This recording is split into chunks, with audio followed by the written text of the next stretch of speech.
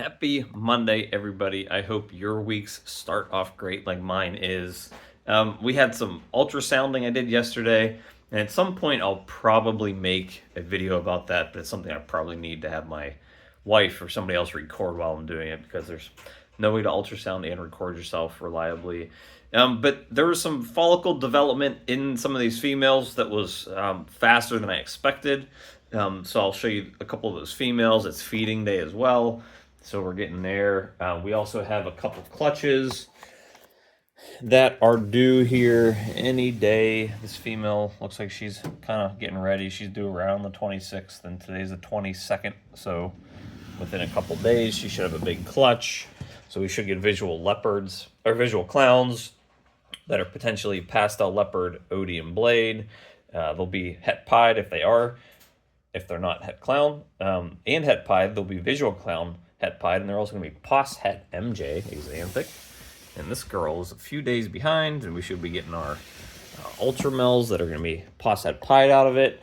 But a couple of the females that that I've been pairing that had follicle development that was a little bigger than I expected them to, and this girl's one of them. She's a pastel clown het pied, and the last time I measured her follicles, she was about like 5 millimeters, and that was about 3 months ago. And now she's at 24. So she is basically on her way up. I'm going to pair her again. Originally, I was pairing her to my blade, my OD blade pied double het MJ clown male, but I actually think I'm going to, I've paired her once to a different male, which is my super OD YB clown pied male.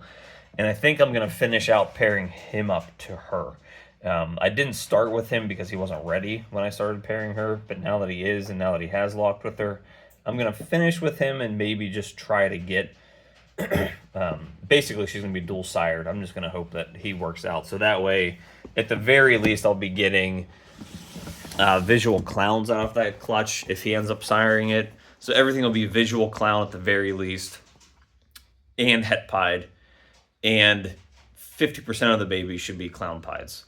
Plus, I'll be guaranteeing that they're all OD, so they'll all be OD clowns, het pied at bare minimum, and then we also have the potential to hit pastel, fire, and yellow belly. So we could be hitting like 4 gene clown pieds, at the very least, 4 gene clown het pieds. So I'm happy with that. Let's see, this female actually finally started to build. She's at about 20.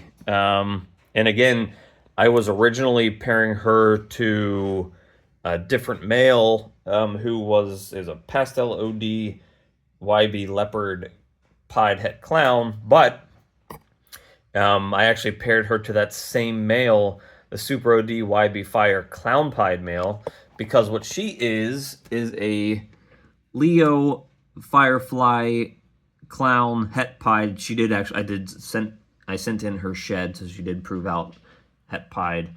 And she's potential OD, and I think she is probably going to prove out OD. So now the one negative thing, if she does her clutches sired by that super OD YB fire, is this could make super fires, which would make all white snakes, which wouldn't do any good for my clown pied project if I'm making white snakes out of it. But I think I just decided that I was going to take that chance with this clutch specifically. She was taking so long. I've been breeding her for over an entire year, and she hasn't had any sort of development with her.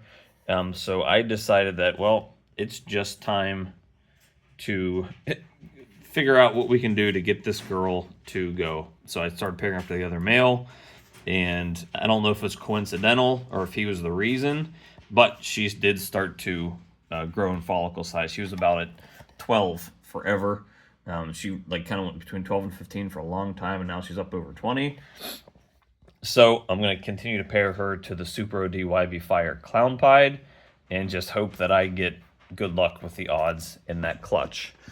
Let's see, where else? I think the last one that was kind of big was this girl here, and I actually threw in this male, the blade male, one more time for one more pairing.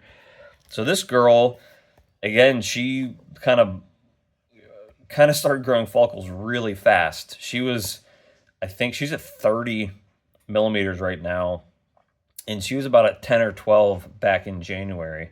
So over the course of 3 months, her follicle size exploded, 20 millimeters, and we're getting, so she's a visual clown pied. He's the OD blade pied double het MJ clown.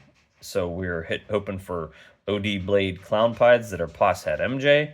We have a 50% chance of hitting clown pieds here, so OD blade clown pieds. She's going at this point. She's at 30, so there's no doubt in my mind she's going. That's going to be another huge clutch. I'm just trying to, at this point, hit as many clown pieds that I can this year, because I think I only have 4 clown pieds that I'm breeding this season, females. I have the one male, obviously, too, that I'm breeding to everybody. But I only have 4 visual clown pieds. And to me, it's going to be a big staple of everything that I'm producing moving forward. And especially because that male that we just showed you, the OD Blade Pied Double Het MJ Clown, because he was basically my best breeder, and he's been breeding everything. And I have, I think, between 5 and 10 holdbacks from him last year that I can't test for MJ yet. So I'm just really trying to get as much as I can into that project. The more double visual clown pieds I can make, the better, because half of those babies should hopefully turn out to be MJ as well. So it makes it easier to hit the lightning clown pied when you're using double visuals all the time, instead of a single visual double het or a triple het. So, I actually had the potential to make them last year, the MJ lightning clown pieds, and all I hit was just the one lightning pied. Now, I haven't tested her for clown yet, so I still have to do that. She's a 66% het clown. But I will eventually. It's just not important to me at this point, because I was keeping her either way. So, that's the best odds that I got out of that clutch. I actually didn't hit any clown pieds out of that clutch. And I had the same odds to hit clown pieds and lightning pieds. But I didn't hit any clown pieds out of it. Clown pied odds were terrible last year. Or not the odds, but the actual proving out, actually hitting them. So I am just trying to hit as many clown pieds as possible. Early in the season here, I'm going to have 2 visual lightning pied clutches, where half of the babies should be lightning pieds, and they'll be pos het clown. I have this female that has the dual sired clutch with the potential for it, and then I have this female, which is the visual clown pied, which will give me 50% odds of hitting clown pieds. And so this female's basically done at 30. I will not pair her up again. She's done. She's off the board, so I can start moving him to other females, because he's still going strong. And I'm trying to see on my board what else I plan on breeding him to. So he has 1, 2, 3, 4 females that are basically already off the board. This last female here is the one that I'm dual siring the clutch, so she's technically not even his anymore. The DG clown I actually took away from him, and I'm not even doing, because I have the 2 double het DG clown males that I'm breeding her. And the other OD blade pied double het MJ clown female isn't ready to breed again. So basically at this point, after this lock is done, he doesn't have any other females at this point. And I have, let's see, this is actually going to that clown pied, double visual clown pied male, which can make clown pieds for me. These are 2 proven females I had from last year. That male's getting bred there.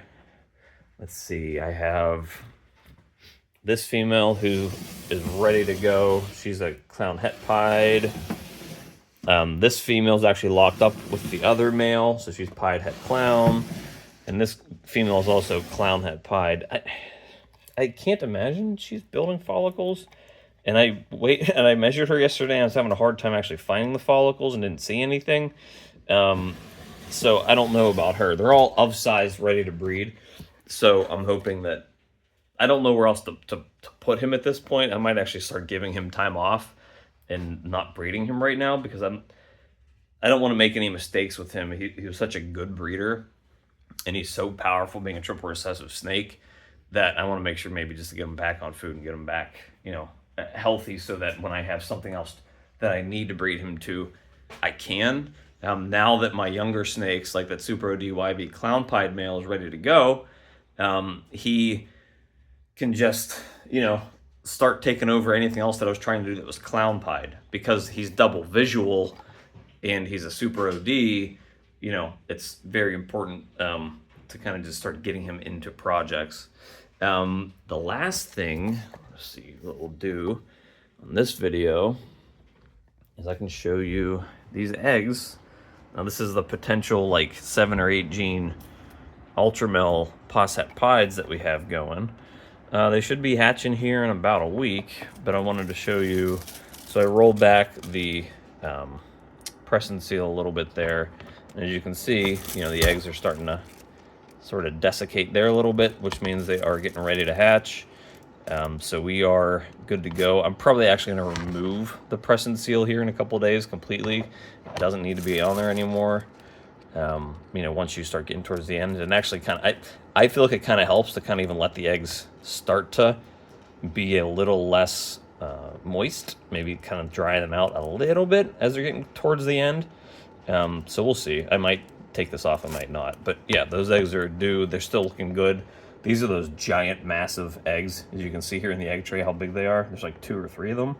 So hopefully that means we are getting giant babies out of this clutch, or maybe she has a twin gene. That's what I could hope for. It was a 6-egg clutch, and a few of those eggs are just extremely massive. So I'm curious. Either I'm getting like gigantic snakes out of those eggs, or there's 2 in there. I don't know. I'm very curious to see how those eggs turn out. So I only have 1 week left. I have a 50% chance of hitting ultramels in that clutch. I'll be happy with ultramels. All I'm hoping for is ultramels because they're going to have a bunch of genes in them. So for me personally, obviously it's better if there's females because I don't need the males.